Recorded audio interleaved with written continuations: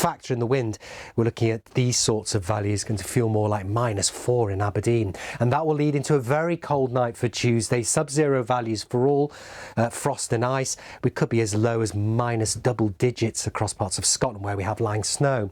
Then for Wednesday, big question mark, because we start to set up a battleground between milder Atlantic air in the south and the cold Arctic air in the north. With the mild Atlantic air, we will see these weather fronts trying to work their way in, but as they do, they bring outbreaks of rain. They're likely to bump into the cold air, so we're likely to see some spells of potentially disruptive snow across the south on Wednesday. Don't take this too literally, but it could be a little bit further north, it could be a little bit further south, but there is a question mark and a potential of some disruptive snow in the south on Wednesday. Further north, bright actually on Wednesday, plenty of sunshine, further wintry showers around coastal areas. And then again, a question mark with this snow. It could be disruptive as it works its way northwards across the country, so stay tuned to the forecast.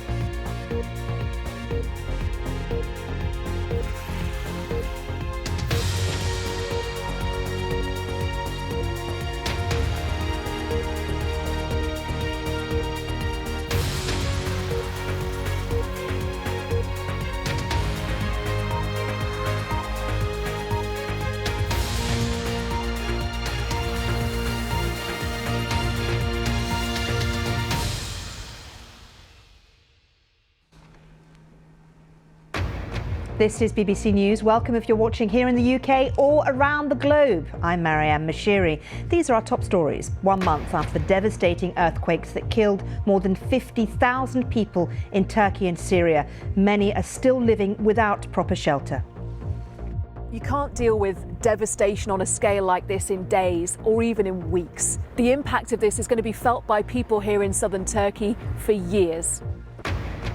Migrants crossing the English Channel to the UK in small boats would be banned from ever returning under government plans announced in London. But refugee charities say the proposals are unfair and unworkable. In Ukraine, fierce fighting continues as Russian forces advance on the eastern city of Bakhmut. The deputy mayor says the region is almost destroyed. Former Met police officer Wayne Couzens, serving life for murdering Sarah Everard, has now been sentenced to 19 months in prison for indecent exposure. Police in Wales, searching for 5 people missing after a night out, say 3 are dead and 2 seriously injured after a car crash.